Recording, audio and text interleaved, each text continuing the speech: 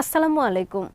Ukraine যুদ্ধে রাশিয়াকে মোকাবেলায় পশ্চিমা বিশ্ব নতুন নতুন অস্ত্র সরবরাহ করছে কিয়েভকে। মার্কিন যুক্তরাষ্ট্র ইউক্রেনের জন্য নতুন করে $1.84 বিলিয়ন সামরিক সহায়তা প্যাকেজ ঘোষণা করেছে। তারই অংশ হিসেবে প্যাট্রিয়ট পেতে যাচ্ছে ইউক্রেন। দীর্ঘদিন থেকে ইউক্রেন এই মিসাইল চেয়ে আসছিল। ইউক্রেনের দাবি, এর মাধ্যমে রাশিয়ার মিসাইল ও ড্রোন হামলা ঠেকানো সম্ভব হবে।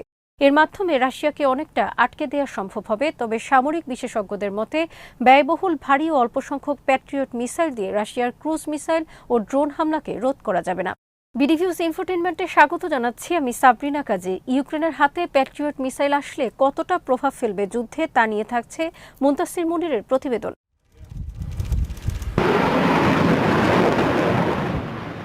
প্যাট্রিয়ট মিসাইল ইউক্রেন যুদ্ধের গতি বদলে দিতে পারে বলে জেলেনস্কির সামরিক উপদেষ্টারা মনে করেন।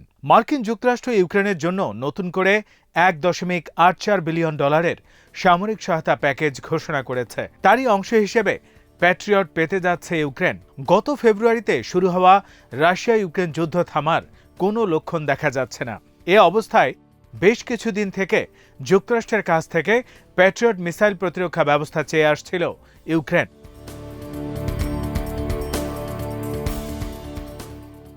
রাশিয়ার প্রেসিডেন্ট ভ্লাদিমির পুতিন এ মিসাইল নিয়ে খুব একটা চিন্তিত নন বলে মনে হচ্ছে। ইউক্রেনে মার্কিন আকাশ প্রতিরক্ষা ব্যবস্থা প্যাট্রিয়টকে যথেষ্ট পুরনো হিসেবে অভিহিত করেছেন রাশিয়ার প্রেসিডেন্ট ভ্লাদিমির পুতিন। তিনি বলেছেন, এটি রাশিয়ার লক্ষ্য অর্জনে বাধা হয়ে দাঁড়াবে না। অনেক বিশেষজ্ঞ মনে করেন এই ক্ষেপণাস্ত্র রাশিয়ার জন্য বড় হুমকিতে পরিণত হবে না।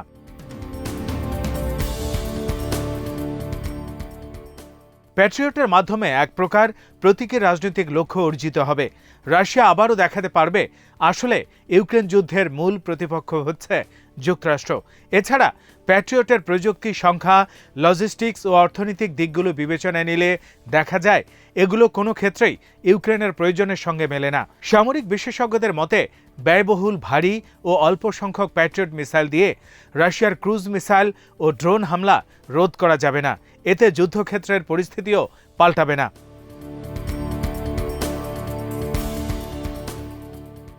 Indian centre for air power স্টাডিজের মহাপরিচালক এয়ার মার্শাল অনিল চোপড়া মনে করেন না চলমান যুদ্ধে প্যাট্রিয়ট পরিস্থিতির মোড় ঘুরিয়ে দেবে। তিনি বলেন, সার্বিকভাবে ব্যয়বহুল হওয়ার কারণে স্টেট অব দ্য আর্ট এই প্রযুক্তি ইউক্রেনের আকাশ প্রতিরক্ষা নেটওয়ার্কে সংযুক্ত করা চ্যালেঞ্জিং হবে। আর্টিলারি সিস্টেমের চেয়ে আকাশ প্রতিরক্ষা ব্যবস্থা অনেক বেশি জটিল হওয়ার কারণে প্রশিক্ষণের জন্যই কয়েক মাস থেকে 1 বছর লেগে যেতে পারে।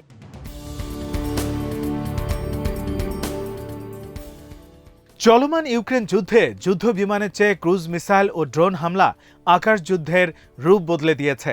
যুদ্ধ কৌশলের এমন দৃশ্যপটে প্যাট্রিয়ট কিভাবে কার্যকর হবে তা নিয়েও সন্দেহ প্রকাশ করেন সামরিক বিশেষজ্ঞ অনিল চোপড়া। তার মতে প্যাট্রিয়টের এই স্থানান্তর বাস্তবিক সামরিক ব্যবহারের চেয়ে রাজনৈতিক প্রতীককে বেশি প্রকাশ করে।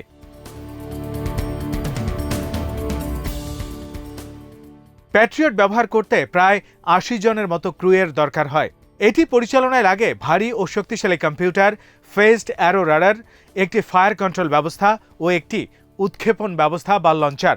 এর ফলে এটিকে চলমান উৎক্ষেপণ ব্যবস্থার কাতারে ফেলা যায় না।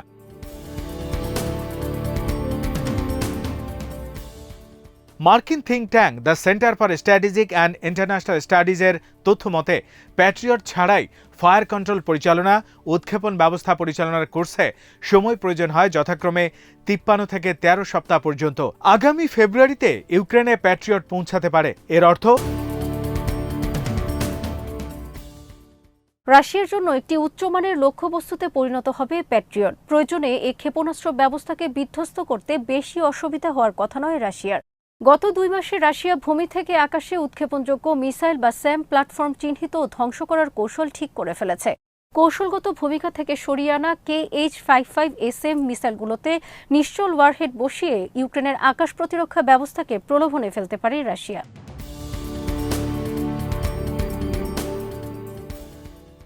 ডিকয় মিসাইল ধ্বংস করার ফাঁদে পা দিলে প্রকাশ হয়ে পড়বে ইউক্রেনের আকাশ প্রতিরক্ষা ক্ষেপণাস্ত্র ব্যবস্থার অবস্থান।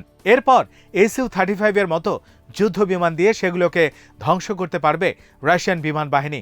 এছাড়া রাশিয়ার টুপেলেভ-2, 214R বিমানগুলো রাশিয়ার আকাশ সীমায় থেকেই ইউক্রেনের মিসাইল লঞ্চারের উপর নজরদারি চালাতে সক্ষম।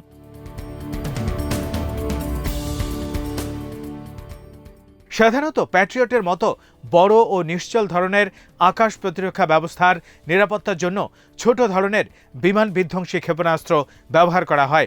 সেক্ষেত্রে ইউক্রেন যদি এমনটা করতে চায় তাহলে দেশটিকে ফ্রন্টলাইন থেকে এই ক্ষেপণাস্ত্র ব্যবস্থাগুলোকে নিয়ে এসে ব্যবহার করতে হবে। ফলে ফ্রন্টলাইনে এক নিরাপত্তা ঘাটতি তৈরি হতে পারে। এছাড়া রাশিয়ার ড্রোন হামলার কারণে ইউক্রেনের এ ধরনের ক্ষেপণাস্ত্রের সংখ্যা ক্রমেই কমে আসছে।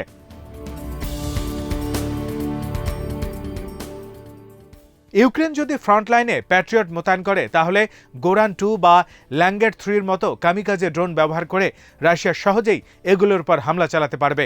যদি ইউক্রেন কিয়েভের মতো শহরে প্যাট্রিয়ট স্থাপন করে তাহলে রাশিয়ার জন্য আক্রমণ চালানো অবশ্য কঠিন হয়ে পড়বে, কারণ সেক্ষেত্রে রাশিয়ার সু-35-এর মতো যুদ্ধ বিমানকে ইউক্রেনের অভ্যন্তরে এসে হামলা করতে হবে।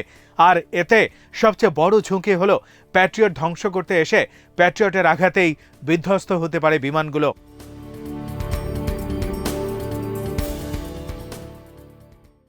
বর্তমান যুদ্ধ ইউক্রেনের অনেক স্থাপনা ধ্বংস করে দিয়েছে রাশিয়া। গোলাবারুদ উৎপাদন করার জন্য ইউক্রেনের নিজস্ব কোনো কারখানা নেই। অন্যদিকে প্রেসিডেন্ট পুতিনও স্বীকার করেছেন রাশিয়া গোলাবারুদ সংকটে ভুগছে। তবে রাশিয়া এই সংকট কাটিয়ে ওঠার চেষ্টা করছে। একথা ভুললে চলবে না যে রাশিয়ার নিজস্ব শক্তিশালী প্রতিরক্ষা শিল্প রয়েছে। পশ্চিমা নিষেধাজ্ঞার কারণে এই শিল্প এখন আরও বেশি আত্মনির্ভরশীল হয়ে উঠেছে।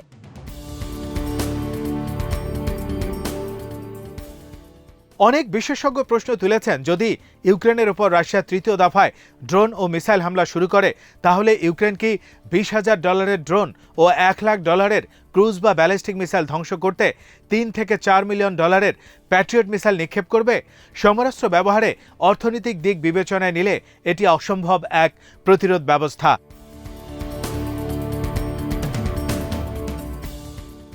একথা সত্য, প্যাট্রিয়ট মিসাইল হয়তো রাশিয়ার প্রথম সারির যুদ্ধ বিমানগুলোর বিরুদ্ধে সমানে সমানে লড়তে পারবে, কিন্তু কোনোভাবেই এ মার্কিন সামরিক প্রযুক্তির পক্ষে এ যুদ্ধের গতি প্রকৃতি বদলে দিয়ে রাশিয়াকে ব্যাকফুটে নিয়ে যাওয়া সম্ভব হবে না। এই মিসাইল দিয়ে রাশিয়ার ড্রোন ও মিসাইল হামলাও পুরোপুরি বন্ধ করা সম্ভব হবে না। অর্থনৈতিক কারণে ইউক্রেনের পক্ষে প্যাট্রিয়ট মিসাইল ব্যাপক আকারে ব্যবহার করা সম্ভব হবে না।